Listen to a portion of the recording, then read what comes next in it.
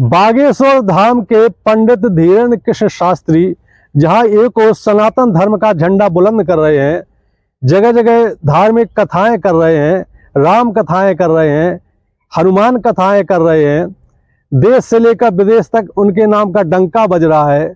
वहीं दूसरी ओर उनके सगे भाई, छोटा भाई है, उसके गुंडागर्दी के चर्चे अब बहुत तेज होने लगे हैं। लगातार कई मामले गुंडागर्दी के सामने आ चुके हैं। आखिर उनका ये भाई कौन है, क्या करता है, कैसी कैसी गुंडागर्दी की है, कितने मामले सामने आ चुके हैं, पुलिस एक्शन क्यों नहीं लेती है, इस मामले में बागेश्वर धाम के पंडित धीरेन्द्र कृष्ण शास्त्री का क्या कहना है, आइए जानते हैं इस पूरी वीडियो में। वीडियो के साथ बने रहें। दरअसल 25 मई 2024 को छतरपुर जिले में बागेश्वर धाम पड़ता है, गढ़ एक गांव पड़ता है, वहां पर उसी गढ़ गांव में पंडित धीरेन्द्र कृष्ण शास्त्री का परिवार रहता है। उनका एक छोटा भाई है, 2 साल छोटा है उनसे, नाम है शालिग्राम गर्ग।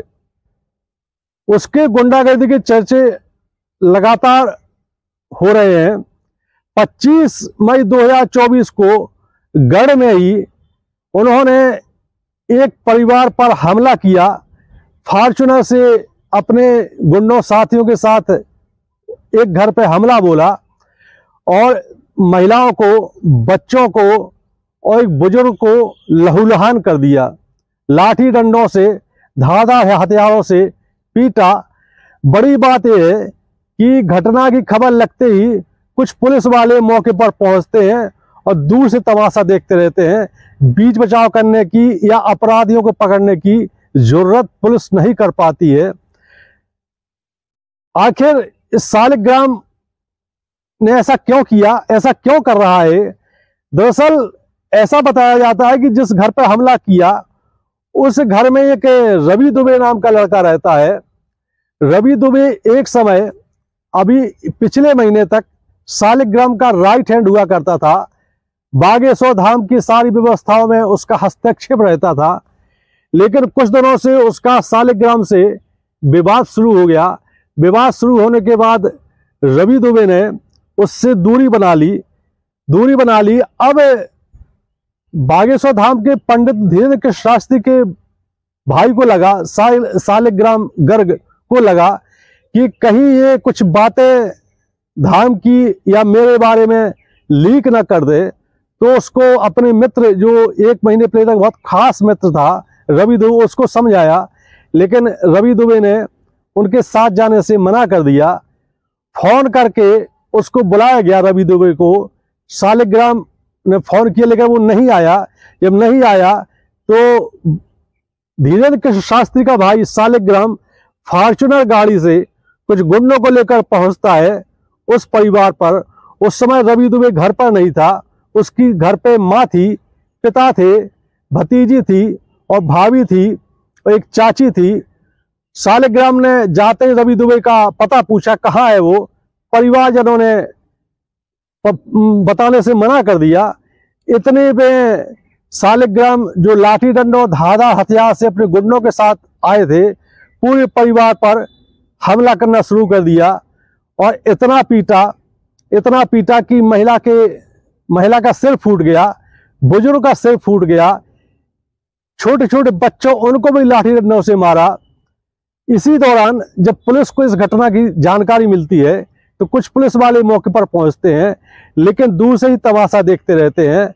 इसके बाद शाम को 6 बजे खून से लथपथ परिवार के 6 सदस्य पुलिस थाने पहुंचते हैं।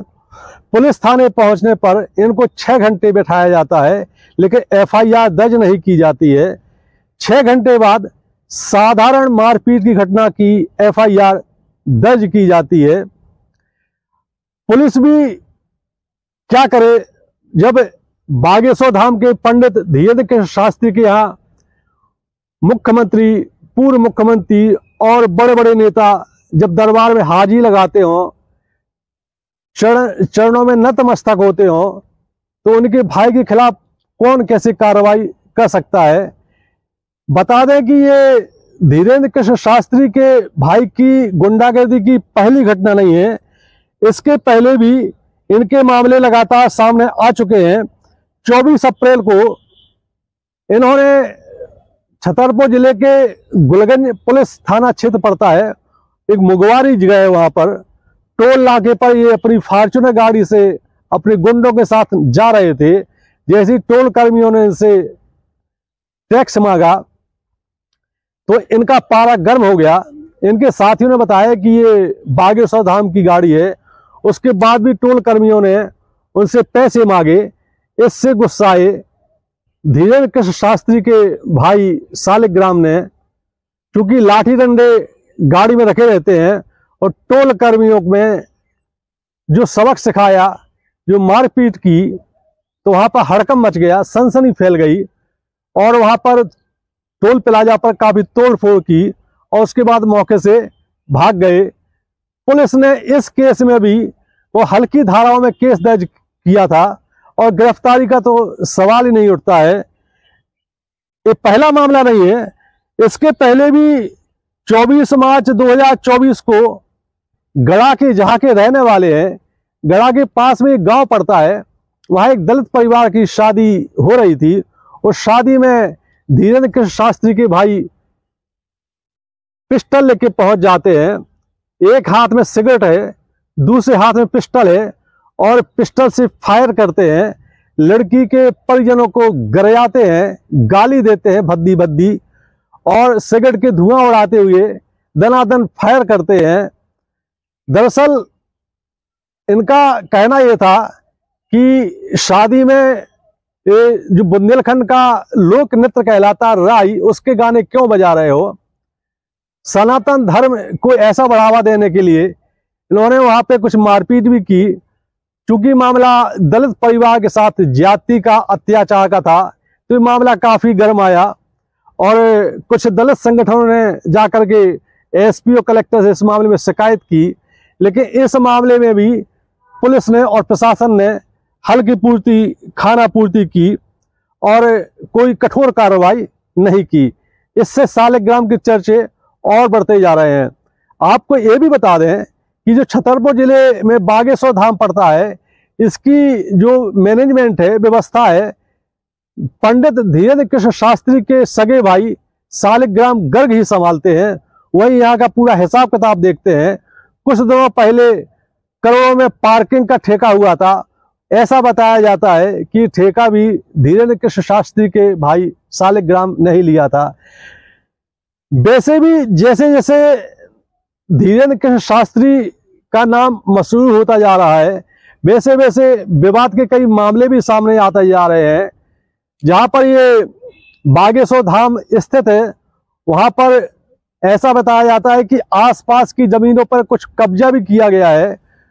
पीड़ित लोगों ने पुलिस में फरियाद की, कलेक्टर के यहाँ फरियाद की, लेकिन जब बड़े बड़े नेता, मुख्यमंत्री, पूर्व मुख्यमंत्री, बीजेपी के धुरंधर नेता हो या कांग्रेस के धुरंधर नेता हो, ये जब बागेश्वर धाम में जाकर के दरबार में हाजिरी लगाते हैं और चरणों में नतमस्तक होते हैं, तो ऐसे में पुलिस की क्या जरूरत है कि कार्रवाई करेगी। हालांकि बागेश्वर धाम के धीरेन्द्र कृष्ण शास्त्री ने इस मामले को लेकर के और इसके पहले के मामलों को लेकर भी एक वीडियो बयान जारी करके कहा है कि जो जैसा करेगा तो भरेगा, कानून अपना काम करेगा, हम कानून के साथ हैं, हम गलत का साथ नहीं देते हैं। एक बाप के कई बेटे होते हैं, कई के स्वभाव अलग अलग होते हैं।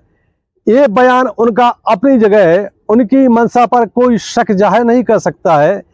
लेकिन जब लगातार 6 महीने से ये मामले इस प्रकार की गुंडागर्दी के सामने आ रहे हैं, तो धीरेन्द्र कृष्ण शास्त्री सिर्फ ये कह के बच नहीं सकते कि हमें इस मामलों से कोई मतलब नहीं, हमें इससे अलग हैं। यदि आप अलग हैं तो अपने भाई को बागेश्वर धाम की सारी व्यवस्थाओं में क्यों शामिल करते हैं, उसके हाथ में कमान क्यों देते हैं। लगातार चर्चा जारी है, विवाद लगातार बढ़ रहे हैं। जय हिंद, जय भारत।